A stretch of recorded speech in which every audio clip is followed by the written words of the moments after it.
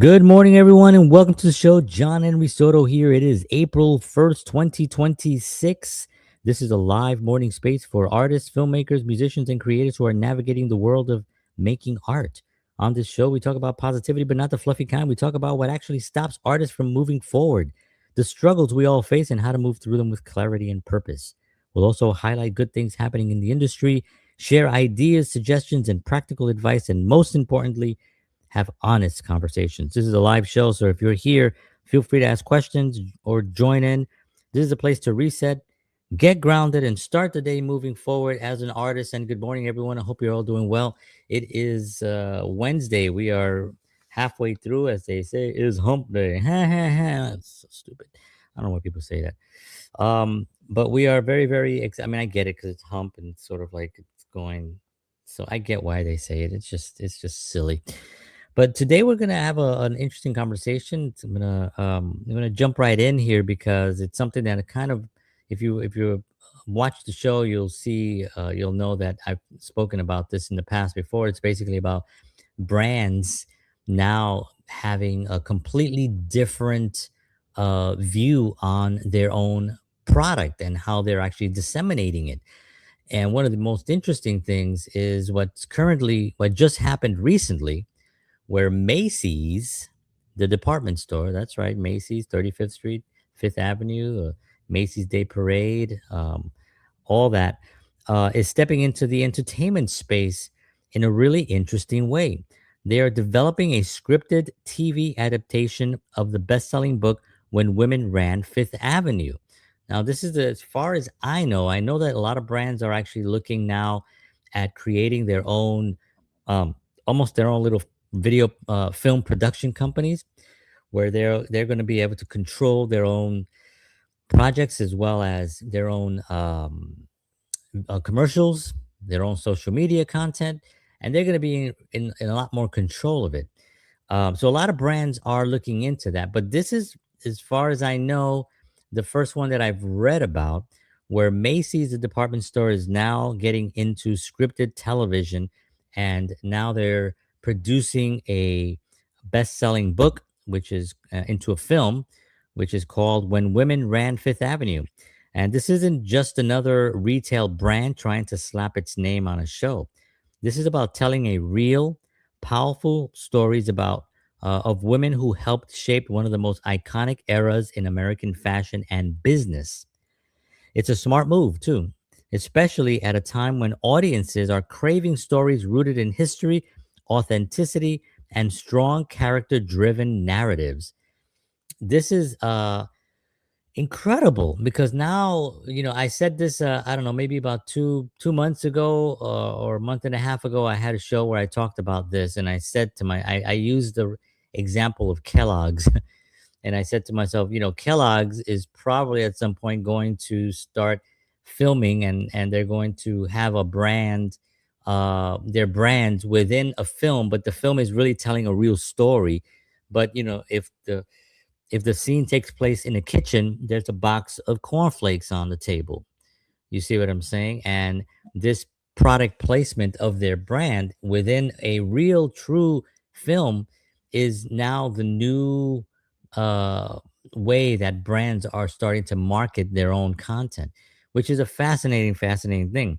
What makes this project with Macy's, now, Macy's is a department store, as we all know, it's been around for a very, very long time, 100 years, I think, almost 100 years at least. Um, and they've been the staple. They've been the store in New York City. I grew up in New York, so on 34th Street, Miracle on 34th Street, the famous film from the 30s, the original one was set in the Macy's with the Santa Claus, and every year, Macy's has a huge Christmas and a huge Thanksgiving Day parade that kind of leads everybody into the holidays. They have their beautiful display windows, and every year they're decorated. And I would go as a young man with friends. We would go to Macy's to see the new displays, and you just walk down and you look at the new displays, and every year they were amazing, incredible. And so Macy's is known for for fashion. They're known for spectacle, They're known for entertainment. I went to the Macy's Fourth of July fireworks. They do that every year as well. And I went one year when I think Kelly Clarkson sang, and it was awesome. And it was a show, and then the fireworks were fantastic. So they've been around. They know about production, I should say, right? They know about presentation, and I think this is a perfect step for them to go right into this kind of marketing. So, what makes it really stand out is the focus on women behind the scenes. This is what they're working on: leaders who transform department stores into cultural landmarks and redefine marketing style and consumer experience. That's what I'm mentioning.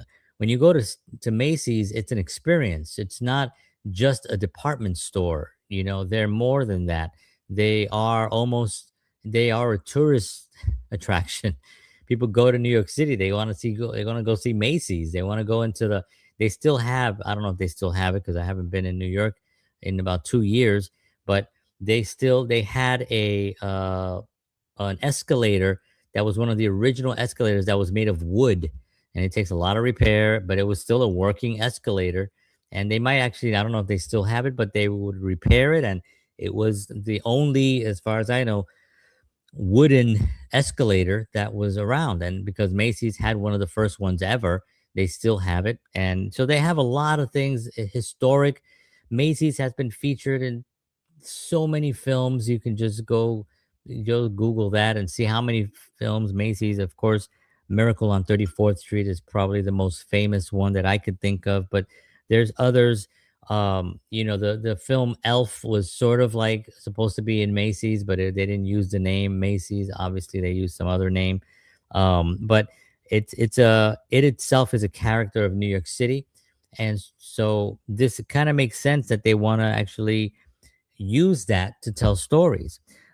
These weren't just executives; these women, they were visionaries operating in a time when leadership roles for women were far from guaranteed. By bringing figures like Margaret, I think it's pronounced Getchell, into the narrative, Macy's is not only honoring its own legacy, but also shining a light on stories that haven't always gotten the spotlight they deserve. Very, very interesting choice. I think it goes on brand.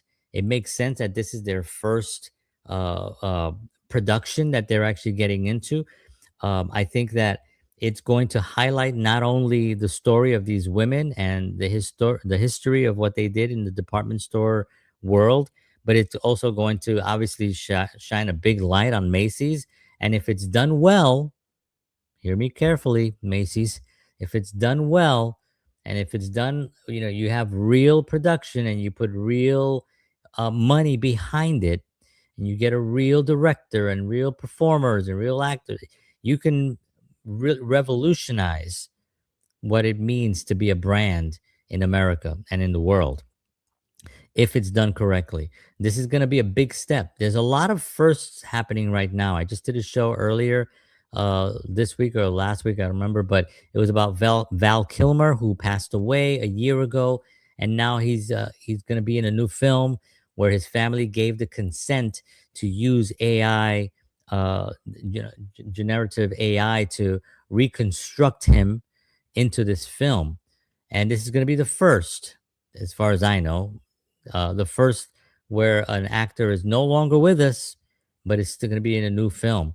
So there's a lot of firsts coming up in the film industry, and I think we have to really pay attention. And these entities that are doing these production uh, companies that are doing these have to really start paying attention to what quality they're putting out there. People are used to really high quality work right now. Even television has very high quality work now. It's no longer, people say, oh, just television. No, television is where people want to go now. Television is good quality. The big films are obviously where, that's where I want people to go to films, but there's a lot of good quality things. So these productions have to be good quality. And that's something that I hope they really invest in doing it. Now, from a bigger picture standpoint, This move signals something we've been seeing more of: brands evolving into content creators. And that's what the show was about that I did a couple of about a week ago.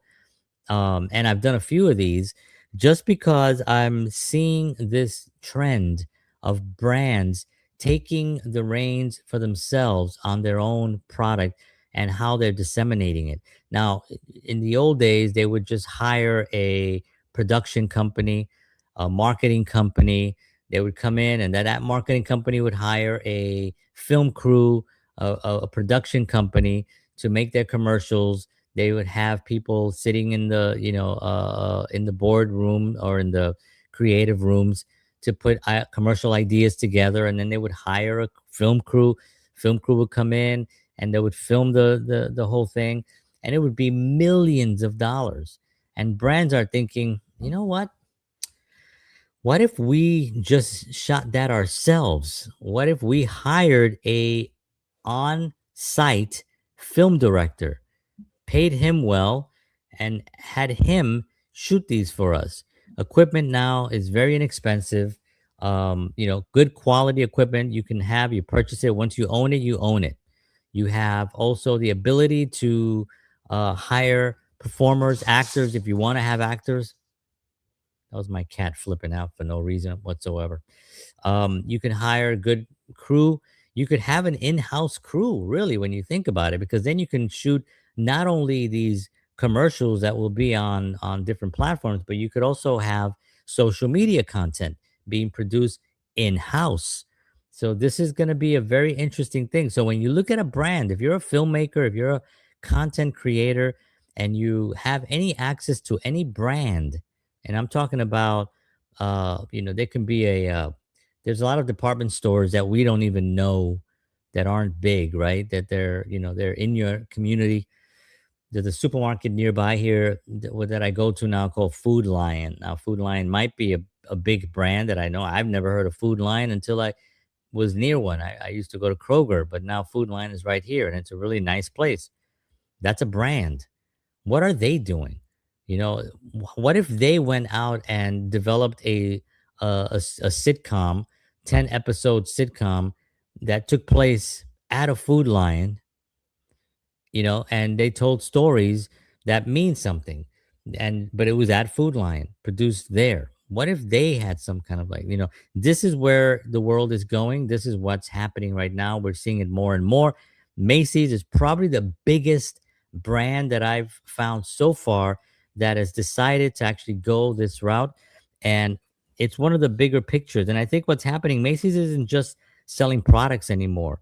They're investing in storytelling, in IP, in cultural relevance for creators, filmmakers, and showrunners. This is another reminder that opportunities aren't just coming from studios anymore. They're coming from companies looking to tell meaningful stories tied to their identity. And if done right, oh boy, that's the main thing. If done right, this could be the kind of series that blends history, fashion, and human drama into something really compelling. And if done right, I mean, I'm telling you, it can be incredible. Now, what could happen also, and this is a very, very dangerous position to be in, as to be one of the first, it could also come out and be horrible. And then now all the other brands are being like, oh yeah, see, it's not working, or it's not a thing, or we're not going to risk it. Macy's lost a lot of money, and they couldn't do it. So there's a lot at stake here as far as being, and maybe they don't even see it. Maybe they just think like, yeah, we're just going to make this thing. I don't know. I don't know what they're thinking really behind closed doors. But as I study more and I read more, I do a lot of reading during my days, to make sure to try to stay on what's happening currently. As I continue to research more, I'll see how serious they're taking this. Are they bringing in a real director, or are they just hiring another outside video production company to come in and do these for them? I don't know. It's very interesting because it's, remember, they've only they've only they're developing a scripted TV adaptation of the book. So they bought the rights to the book to tell this story. We don't know if they're going to just take this book and drop it on the lap of some video production company, or just go to Hollywood and be like, hey, can you guys make this for us? We're going to pay you this. This is our budget. We don't know exactly what's happening with that. Are they doing it in house? I don't know if I don't know if they're doing it in house. I highly doubt it that they're at the stage. Again, I don't know if they've been working behind the scenes for a few years building this. Maybe they were ahead of the curve. I really doubt it, but I think that they would probably have to go with an outside source to. I mean, let me know what your thoughts are, if you think that they're going to do it in house, or if they should go to a outside source. Remember, this has to be good. This has to be watchable. People have to be able to invest into the characters and into these stories. These stories have already been told extremely well in the book. I've never read the book, but I've heard of the book, and I know the book is revered as a really well told story about these amazing women that were at the forefront of transforming department stores into what they currently are right now. And this is what they did. So that's those stories have been well documented, and it's kind of interesting to see how, at least, I don't know, I mean, how they go about producing this. you know that's really going to be my more interesting thing to look at, is how are they going to produce this. And not to mention that they need to have outside sources, because Macy's is not, they don't, I mean, they do productions, right? There's guys that are, I just hope they don't say like, hey, you've been producing, you know, you've been working on as a producer for the Macy's Day Parade, or for the Fourth of July parade, or for this and that, or for the windows. Why don't you direct this? Somebody who's never directed before, somebody who doesn't have the storytelling element, which you really need to be able to build an arc where it's going to make sense to the audience. You can't just get somebody who's done certain kind of things in video production and then just throw them into something like this, especially for this first one. I really hope they go big and they bring somebody in that's going to really uh, inject professionalism and a real story here, and then produced by Macy's. It's going to be epic. If it turns out well, Macy's will be on the forefront of everything, and people are going to be looking for that next Macy's production. Sounds crazy, but they're going to be looking for the next Macy's film. And then another my final thought on this, um is, where are they going to show this? So do they have to now go get a deal with Netflix or Amazon, or Warner Brothers? Like, where are they going to show these things? This is where I think it's going to get a little interesting, to see where. I don't. Macy's doesn't, as far as I know. I don't think Macy's has a video production. I don't think so. So it's going to be very interesting to see what they where they go and what they do. um I don't know, but whatever it is, it definitely will be an interesting thing to watch as it develops. Maybe they can go to network television, and it'll be just a Macy's production on CBS or ABC, or one of these linear television, or legacy media, that are struggling right now. Maybe that could be their in. You know, I don't know. Maybe they'll go straight to YouTube. They can do that too. That's a cheaper way for them to do it, to just have it on YouTube and have a Macy's YouTube channel and have all their content on there. If they don't already, they probably have a Macy's YouTube channel, I would assume, but you can't never really assume. Some of these companies, some of them are not in need. I mean, look at the history of social media and how many big, huge brands just ignored it, thinking that nobody was ever going to pay attention to it. You look at stores like Blockbuster, and you look at Toys R Us, and they made these decisions early on. Toys R Us said nobody's going to buy toys online. They're going to want the experience. They're going to want to come in.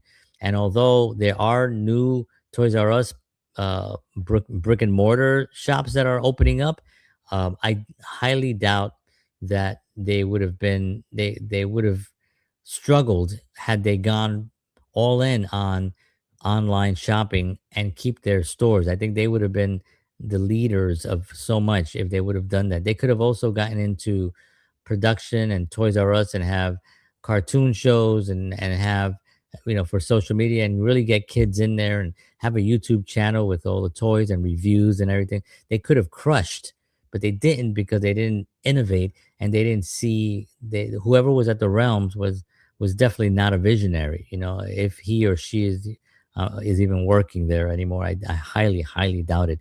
Same thing with Blockbuster. Blockbuster had the same opportunities, and Netflix came in and they were like, people gonna want to come out on a Friday night with their families and get their popcorn and look for the films and get their tapes and go home.